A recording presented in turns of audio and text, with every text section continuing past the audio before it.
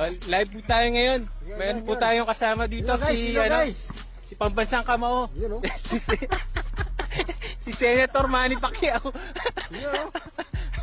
Ayos. Senator Manny, ano masasabi mo sa player natin? Wala medyo ano lang ngayon. Relax lang. Ano kailangan gawin? Suntukin? Pag susuntukin mo. Dinitinsa ka, sikmura mo kagad. Ayan, pagbutihin nyo guys, nanonood si Senator Manny. Ang ating Pambansang Kamao. The champ, he's on fire.